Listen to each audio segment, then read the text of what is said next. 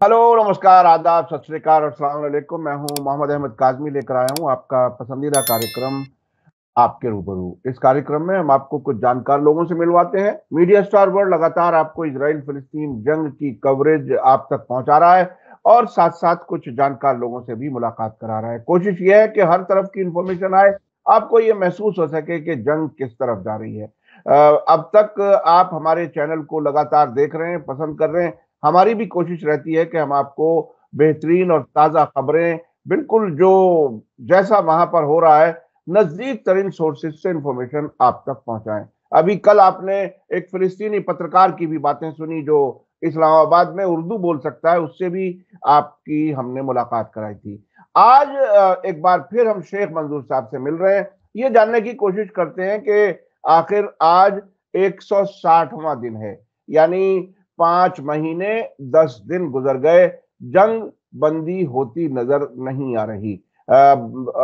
Mossad के सरबरा Monday को आए कतर, वापस चले गए एक मीटिंग के फौरन बाद। कल फिर वो कतर पहुंचे हैं। इस बीच में अमरीकी फॉरेन मिनिस्टर ने भी सऊदी अरब, मिस्र और इजराइल का दौरा किया है।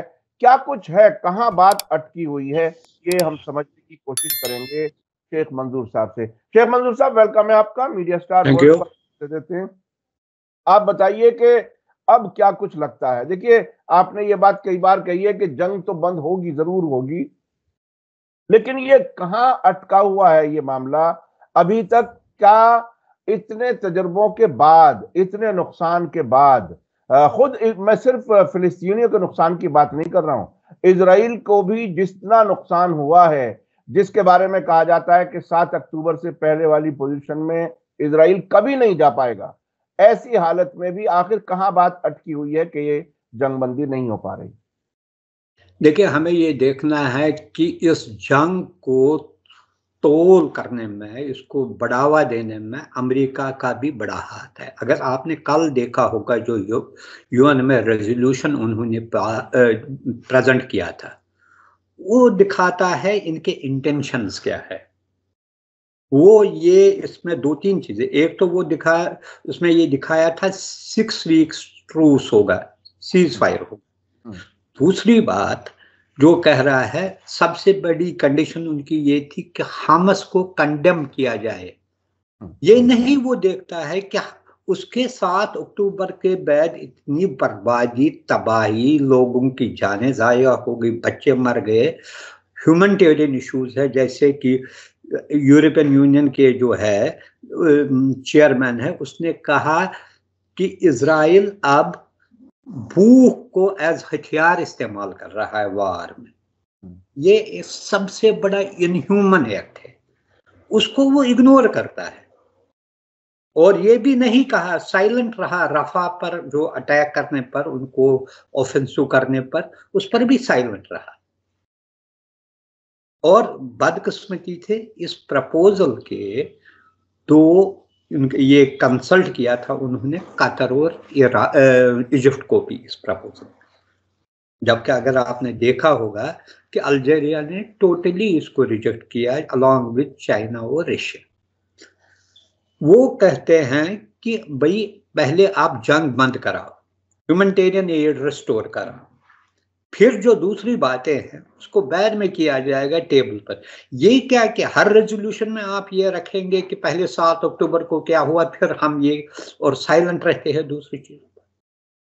अब दूसरी बात ये देखिए, इस रेजोल्यूशन के बाद इजरायली प्राइम मिनिस्टर ने कहा कि अगर ये पास भी होता है,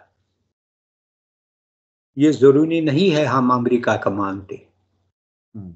उन्होंने ओपनली कहा हम उनके शुक्रगुजार हैं, उनने हमारी मदद की है, लेकिन अगर वो ये ऐसा करेंगे हम नहीं करेंगे उनकी मदद। एक रेजोल्यूशन होता है यूएन में जो बाइंडिंग होता है, जिसको फोर्स करते हैं वो, चाहे उसको मिलिट्री के जरिए करते हैं फोर्स, अपने यूएन फोर्सेस के जरिए। नॉन बाइंडिंग रेजोल्यूशन से क्या फायदा हो? वो कल रिजेक्ट भी करता है इसको। सबसे बड़ी बात जो है, इसमें सिंसियरिटी नहीं दिखाई चाहिए, जिसकी वजह से ये सारा मामला अटक गया है। अब ये जाते हैं लेकिन ये कहीं ना कहीं उनको मनवाने की कोशिश कर रहे हैं कि वो उनके टर्म्स पर करें। उनके टर्म्स खतरनाक होंगे।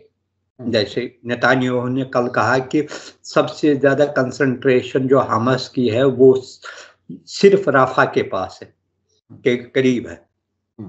वो उनको इनहेलेट करने की कोशिश कर रहा है। इसीलिए अच्छा एक बात और देखिए, इस रेजोल्यूशन से पहले इस्माइल हानिया ने चाइनीज डेलीगेशन के एनवाई के साथ भी बात की। गोया उन्होंने भी इस रेजोल्यूशन के बारे में अपने एप्रीहेंशंस का इजहार किया होगा। यह हकीकत है पिछले कई हफ्तों से थोड़ा बहुत जो वहां पर ग़िज़ाई हालात हुआ है, जिसमें बहुत सारे बच्चों की स्टारवेशन से डेथ हो गई है। ह्यूमैनिटेरियन यानी कि रमजान के महीने में उनको खाने को कुछ नहीं मिलता है। और ये लोग अगर ये किसी और कंट्री में होता, किसी यूरोपियन कंट्री में होता, तो इन्होंने कब की वहां पर चढ़ाई की होती, कब की इनको डिसलॉज किया होता। क्योंकि ये एक पैलेस्टाइन का मसला है, एक मुसलमानों का मसला है। और देखते हैं बीच बीच में कंडेमनेशन के स्टेटमेंट भी देते हैं, अक्सर लफ्जी तौर पर देते हैं, जिसका कोई असर ही नहीं। असर जब होता है, जैसे उन्होंने डेडलाइन दी इराक को कि आप कुवैत से निकलो बिफोर 15 जनवरी, जब उसने नहीं माना और फरवरी में अटैक किया। और दिखाते हैं, चाहे वो गलत था ठीक था वो दूसरी बात, हम बात करेंगे। जब इनको कोई चीज करना है तब तो वो किसी चीज पीछे हटते ही नहीं। इसी इराक को फिर एक गलत इशू पर उसको अटैक किया। उस वक्त ये नहीं देखा कितनी जाने जाया हुई, ये नहीं देखा उसने। लेकिन इन्हें यही लोग ना इसको डिले करने की कोशिश करते हैं, सिर्फ शटल डिप्लोमेसी करते हैं, इधर से उधर 6-7 बार आया, यहाँ से उधर हासिल कुछ नहीं है। अच्छा, अमेरिका के साथ शायद सबसे बड़ी प्रॉब्लम ये है कि जैसे वो खुद प्लान करता है, जो जैसे वो खुद सोचता है, जो प्रिज्यूम करता है, या जो नैरेटिव बनाना चाहता है, वो ये उम्मीद करता है कि सामने वाला उसी के हिसाब से चले। यानी मैंने अभी 2 दिन पहले, जैसा कि मैंने शुरू में बताया, इस्लामाबाद में एक फिलिस्तीनी जर्नलिस्ट है गाजा का, उसका नाम है अबू बकर मतार। वो अल मयादीन टेलीविजन चैनल का वहां पर ब्यूरो चीफ है, उर्दू जानता है, इसलिए हमने उनसे बात की। तो उन्होंने बताया कि जो शर्तें हैं वो बहुत ही टफ हैं। शर्त क्या है? कहते हैं कि हमास के जो टॉप लीडरशिप है वो सब सरेंडर कर दे इजराइल के सामने। दूसरी बात कहते हैं कि जो फिलिस्तीनी है वो बाहर निकल जाए गाजा से, फिर हम अपने तरीके से वहां सरकार बनवाएंगे। तो ये कौन मान लेगा? हमास का सीधा सीधा कहना है कि गाजा से बाहर जाना चाहिए, इजराइल को फौरी तौर पर इमदाद आनी चाहिए, वही होना चाहिए, कैदियों की अदला बदली होनी चाहिए। उस पर सुनते नहीं है और अपनी मर्जी ही चलाते हैं। तो ऐसी हालत में जब रेजिस्टेंस फोर्स भी एक तरफ हूती है, दूसरी तरफ लेबनान का हिजबुल्लाह है, इराक के हजदल शाबी है, ये लोग भी काफी मजबूती से एक तरह से फिलिस्तीनियों की मदद में खड़े हुए हैं।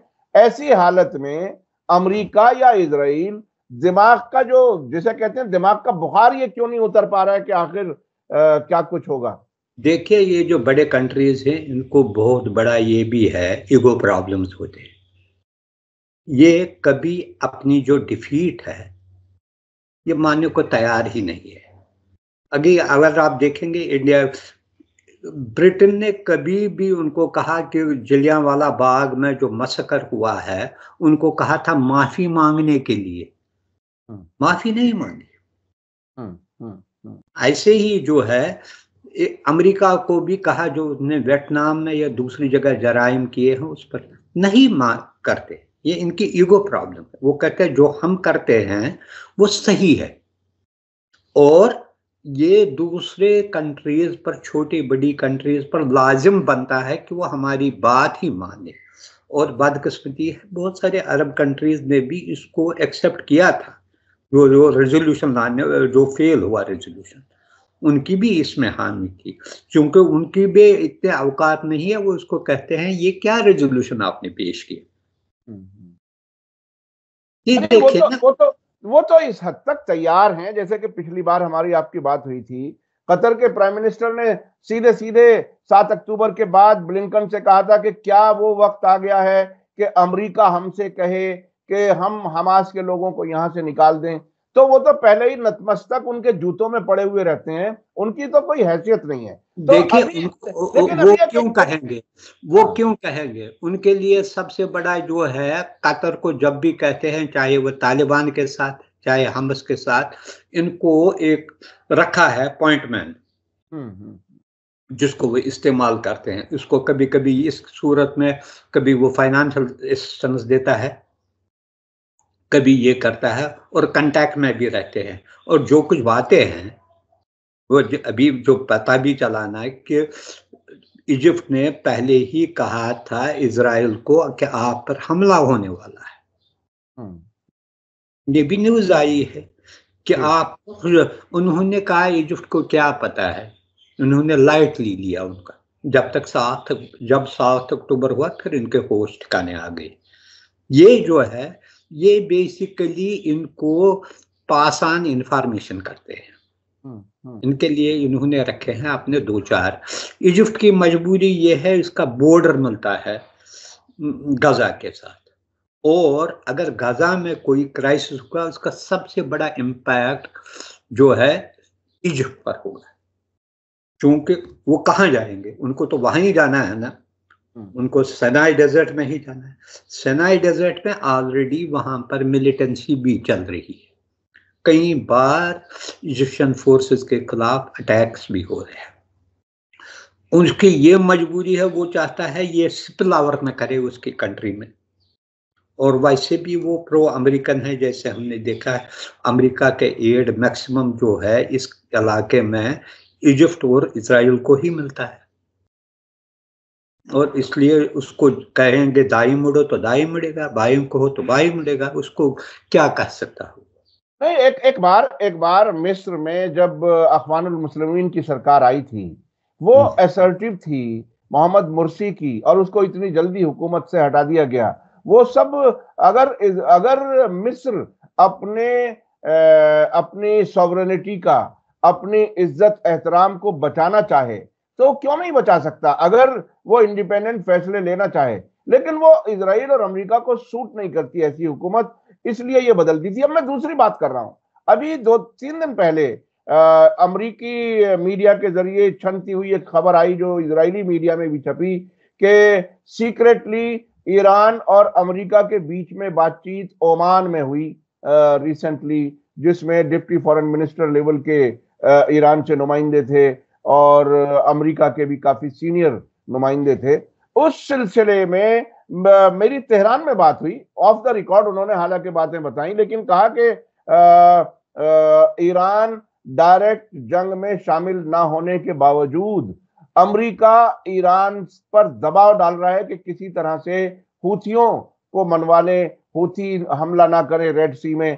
तो और ईरान भी जो बात बहरहाल मैं अपने लेवल पर कह सकता हूं, एक सोर्स को बताए बगैर, वो ये कि ईरान भी अपनी बातें कह रहा है कि हमारा जो पैसा आपके यहाँ फंसा हुआ है वो निकलना चाहिए, वगैरह वगैरह, वो अपनी तरह से। तो ये एक मुल्क है जो आंखों में आंखें डाल करके बात कर रहा है, बाकी मुल्क है कि वो बिल्कुल उनके पैरों में पड़े हुए हैं। ये जो वार है इस वक्त, ये वार विदाउट सपोर्ट ऑफ ईरान नहीं चलता।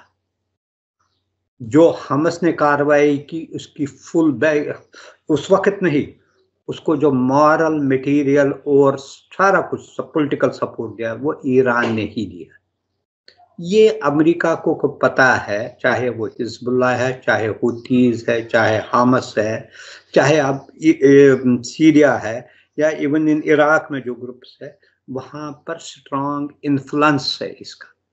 और ये इनके लिए भी एक शौक है कि जिस कंट्री को पिछले 40 साल से हमने सैंक्शंस लगाए, उनको ये शौक लगता है ये कैसे सरवाइव किया।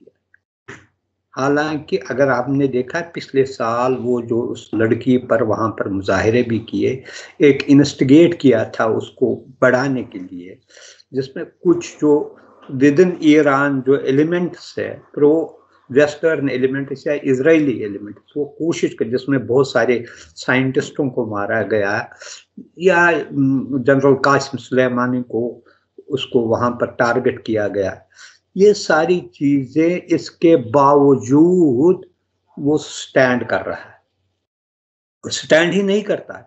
If you see the condition of the other countries in the region, उनमें से मिलिट्री तौर पर ये सबसे पावरफुल, इसके जो ड्रोन्स है वो सोवियत यूनियन, रशिया भी लेता है यूज के लिए, because they are highly hi tech drone वाले जो इस्तेमाल हो रहे हैं वहां पर। ये उनको पता है क्या, इसलिए वो नहीं। और दूसरी बात, अमेरिका भी ये नहीं चाहता है कि इस के साथ बड़ी कन्फ्रंट्रेशन हो, क्योंकि जहां जहां उन्होंने कन्फ्रंट्रेशन की अल्टीमेटली दे वर लूजर्स।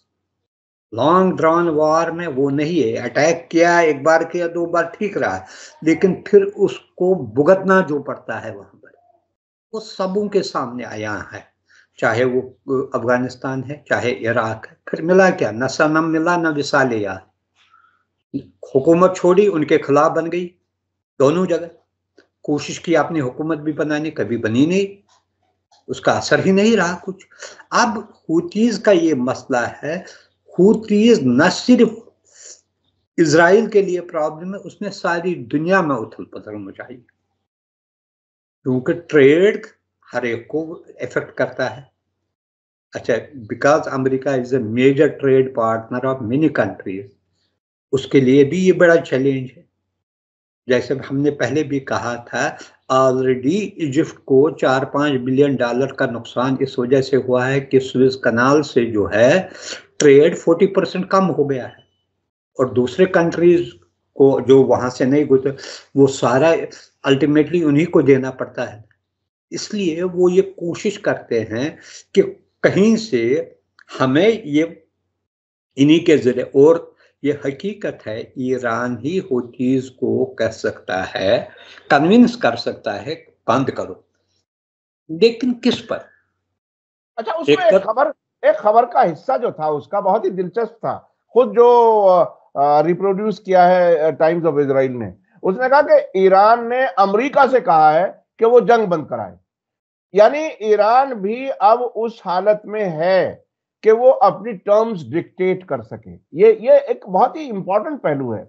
दूसरा ये कि अमेरिका ने कहा कि आप हुथियों को रोको, या अपने जो प्रॉक्सीज हैं जिनको वो इराक और सीरिया और लेबनान में कहता है उन्हें रोको। तो वो उन्होंने कहा कि जब तक जंग बंदी नहीं होगी हम किसी से कुछ नहीं कह सकते।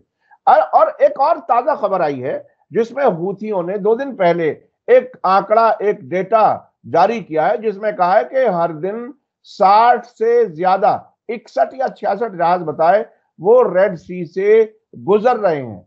दुनिया भर के जहाज गुजर रहे हैं। हमने सिर्फ अमेरिका, इजराइल और ब्रिटेन के जहाजों पर पाबंदी लगाई हुई है। वो अपना एक कैंपेन, जो प्रोपेगेंडा अमेरिका की तरफ से था कि पूरी दुनिया का ट्रेड इससे मुतासिर होगा, वो उस प्रोपेगेंडे का जवाब दे रहे हैं। तो हुथियों में भी इतनी समझदारी, हाइपरसोनिक मिसाइल का भी उन्होंने पिछले दिनों तजर्बा किया है। तो वो चाहे कितना ही उन्हें नॉन स्टेट एक्टर कहते रहें, चाहे उन्हें टेररिस्ट कहते रहें, इसी तरह से चाहे वो हमास को टेररिस्ट कहते रहें, लेकिन 2 दिन पहले ईरान के सुप्रीम लीडर ने इस पूरे रेजिस्टेंस, एक्सिस ऑफ रेजिस्टेंस की तारीफ की है, और उन्होंने कहा कि इस इलाके में रेजिस्टेंस का वजूद बहुत जरूरी है, ये साबित हो गया है। तो ये जो उसका टेररिस्ट, उसका फ्रीडम फाइटर, वो वाला भी एक नैरेटिव ईरान ने तोड़ने का काम किया है। इसका असर दुनिया में नजर आ रहा है आपको?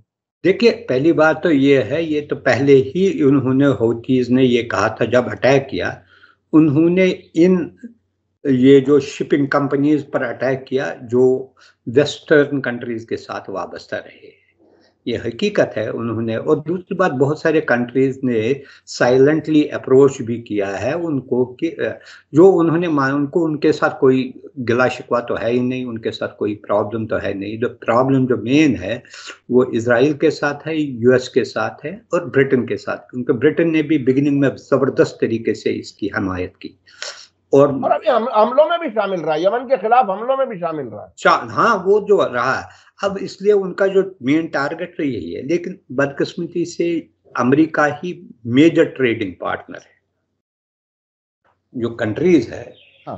उनके साथ ज्यादा ट्रेड तो उन्हीं का चल रहा है ना, या ब्रिटेन का चल रहा है। इसलिए इससे ज्यादा जो है नुकसान जो होता है वो छोटी कंट्रीज को भी होता है, इनको भी होता है, क्योंकि उनको दूसरे साइड से इनको लेना पड़ता है।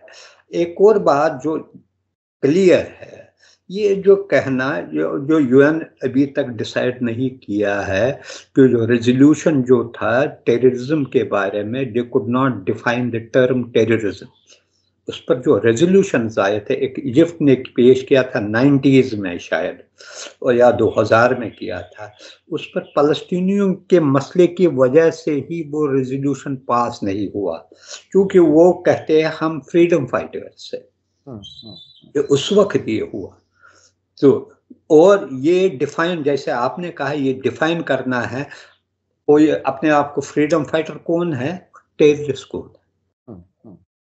वो 30-31 हजार लोगों को मारने वाला टेररिस्ट है, वो भी आपको कहना आजाद कराने वाला। अच्छा, देन उसमें एक और चीज आया, स्टेट टेररिज्म, जिसे हम कहते हैं, अब ये स्टेट टेररिज्म की बात आ रही है, उसको भी डिफाइन कीजिए।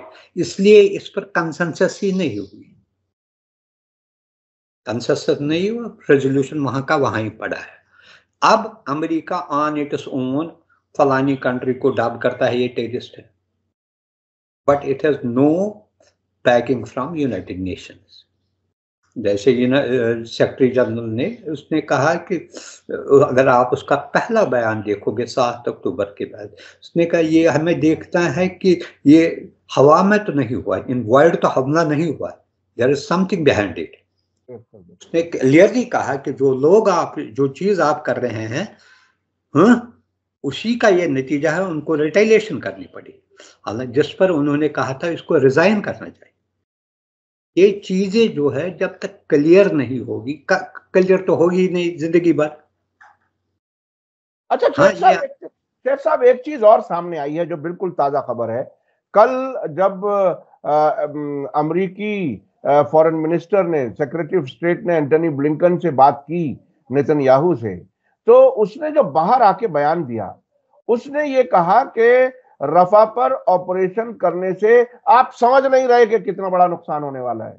मतलब ये इस टोन में बात की। साथ में ये कहा कि आपको गाजा से निकलने में बरसों लग जाएंगे, आप इसे इतना आसान ना समझें। तो अब कहीं रियलाइजेशन अमेरिका में हो रहा है कि हमास या जो रेजिस्टेंस ग्रुप्स हैं बाकी, वो क्या कुछ कर सकते हैं, उस चीज का भी, उस ताकत का अब कुछ कहीं एहसास होने लगा है। एक बात और कही कि अगर आप ये हमला करोगे तो दुनिया भर में आइसोलेट हो जाओगे, इजराइल को कहा है। तो ये आपको इससे क्या महसूस हो रहा है, क्या समझ रहे हैं? देखिए, मैंने ये देखा स्टेटमेंट, उसके साथ ही नेतन्याहू ने ये भी कहा अगर अमेरिका मुझे राफा ऑफेंसिव में सपोर्ट नहीं करेगा, I will go for it, ये भी उसने कहा। इसने ये जो है अमेरिका सिर्फ प्रेशर ही करता है, लेकिन अगर वो चाहेगा वो ये एक दिन में इसको बंद करवाएगा। अच्छा, कुछ लोगों का ये कहना है कि शायद अमेरिका इस बात के लिए फैसिलिटेट कर रहा है कि इजराइल का फेस सेविंग कर सके, ये कहते हुए कि रफा जंग मत करो, और वो भी 1-2 बार कहेगा फिर वो मान जाएगा, उसकी जान बचाने के लिए ऐसा कर रहा है। दोनों चीजें, अपनी जान पहले बचाने, जो उनकी मिट्टी प्लेट हुई इस जंग में, या इजराइल की इतनी नहीं हुई जितनी अमेरिका की हुई। जिस ब्लंटेंट तरीके से उसने इस सारी कार्रवाई को सपोर्ट किया, उसकी मिट्टी प्लेट होगी। इजराइल का तो हुआ ही, इसराइल का तो सारे लोग इसके बारे में यही समझते हैं, ये एग्रेसर है, इसने हमेशा फलस्तीनियों के जो है हुकूक को सलब किया है, उनको तबाही और बर्बादी के तरफ धकेल दिया है। उस पर तो यही एक ये कि इसी वजह से बहुत सारी कंट्रीज अभी भी दुनिया में ऐसे हैं जिनको इसराइल के साथ ताल्लुकात ही नहीं। लेकिन मसला तो यहाँ पर अमेरिका का जो है, इसमें सबसे ज्यादा जो आप देखिए, सबसे ज्यादा जो क्रिटिसिज्म का शिकार है वो अमेरिका है। विद इन अमेरिका उसकी डेमोक्रेटिक पार्टी के लोग कहते हैं उसको क्या कर रहे हैं। और चूंकि डेमोक्रेटिक पार्टीज में ये एक चीज था, वो डेमोक्रेसी ह्यूमन राइट्स के मामले में ज्यादा सेंसिटिव थी रिपब्लिकन पार्टी के मुकाबले में। लेकिन सारा जो है मिट्टी प्लेट हो गया, सारा जमीन पर आ गया, और उसको कहने के लिए जो है कुछ है ही नहीं। और यहाँ पर एक इशू हुआ है कि जो यानी कि इलेक्शन में कैसे बहुत सारी एक बड़ी तादाद है जो इससे नालान है, वो तो पहले ही रिपब्लिकन पार्टी से खुश नहीं है, लेकिन इनका जो रोल देख रहे हैं, बार बार वो उसको कहते हैं कुछ करो, लेकिन फोन करता है, उनको वार्निंग भी देता है, बियॉन्ड दैट वो बढ़ते ही नहीं। वरना ये कौन सा मसला है कि अगर उसको कहें बंद करना है 24 घंटे के अंदर नहीं करेगा, उसको ये सिर्फ बात करते हैं रिजीम चेंज की, उस पर भी हाफ हार्टेड है, उस पर भी पूरा एक कहते हैं रिजीम चेंज इज मस्ट, क्योंकि डेमोक्रेटिक कांग्रेस के कुछ लोगों ने कहा है इसको चेंज करो। और यानी इसमें अमेरिका सबसे बड़ा एक तरह से क्रिमिनल, हाँ, मेन विलन वही है, मेन विलन जो है इसका सारा अमेरिका है, क्योंकि वही जंग बंद करवा सकता है, वही जो है जो रीजनेबल डील होगी फॉर सीज फायर एंश्योर करवा सकता है। वो अपनी जो कल आप देखिए उनका जो रेजोल्यूशन है, कौन उसको मानेगा। अच्छा शेख साहब, आखिर में मैं जानना चाहता हूं, इंडियन मीडिया में जो शुरू में कवरेज हुई और अब क्या मूड लग रहा है आपको इजराइल फिलिस्तीन जंग से मुताल्लिक? अब कहाँ है इंडियन मीडिया? क्या नहीं, इंडियन मीडिया अब थोड़ा अगर देखेंगे, चूंकि बेसिकली इनकी जो न्यूज आती है ना, उस वक्त ये उनके बहुत सारे वहां पर गए हैं।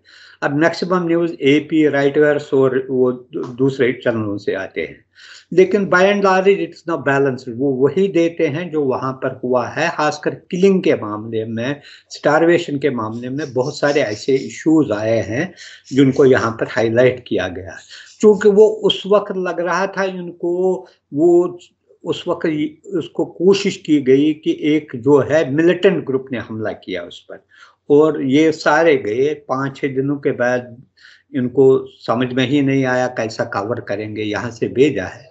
ये थोड़ी है कि वेस्टर्न मीडिया में जो लोग होते हैं वो एक्सपर्ट होते हैं अपने मामले में, वो जाते हैं उस तरीके से कवर करते हैं और बैलेंस भी हो, तो ना उनको सिर्फ रहे एक इजरायली एरियाज में रहे, वो गाजा तो नहीं गए, शायद वेस्ट बैंक गए होंगे कुछ लोग तो, लेकिन ज्यादा तो उनका तो नहीं रहा, उनका जो रहा लेकिन वो बिल्कुल खत्म हुआ। लेकिन अब अगर आप देखेंगे, जो मैं देखता हूँ खासकर एनडीटीवी या अंग्रेजी अखबारों में, अच्छी बैलेंस्ड रिपोर्टिंग होती है और रीजनेबल, और उसमें ज्यादातर जो ही होता है जो बड़े बड़े राइटर्स है या इस इंटरनेशनल एजेंसीज के साथ जो है, क्योंकि वो भी क्या लिखेंगे, चाहे एपी है, राइटर्स है, एएफपी है, वो भी वही अब लिखते हैं जो एक सेंटिमेंट है गवर्नमेंट का, यानी कि लोगों का, वो भी इसके खिलाफ नहीं लिखेंगे। अब एएफपी फ्रांस की एजेंसी है, उसको वो जो है फ्रांस का प्रेसिडेंट इनसे डिफरेंट है, वो कहता है इसको बंद करो, जल्दी बंद करो, ये इसको we will not allow this, क्योंकि वो अपनी एंट्री अरब कंट्रीज में कराना चाहता है, ज्यादा फेवरेट बनना चाहता है, उसका अपना एजेंडा भी हो सकता है, लेकिन ये भी वो कहता है, अब जो कहता है तो ठीक ही कहता है, लेकिन इस मामले में सबसे ज्यादा जो तबाही वो अमेरिका और ब्रिटेन की हुई। ब्रिटेन में भी जब से ये डेविड कैमरून फॉरेन मिनिस्टर बन गया, थोड़ा बहुत उनके जो लहजे में कमी आई है, मॉडरेशन आई है, वो नहीं रहा है जैसे बिगिनिंग में उन्होंने दिखाया, यानी कि फुल सपोर्ट, ये करेंगे वो करेंगे।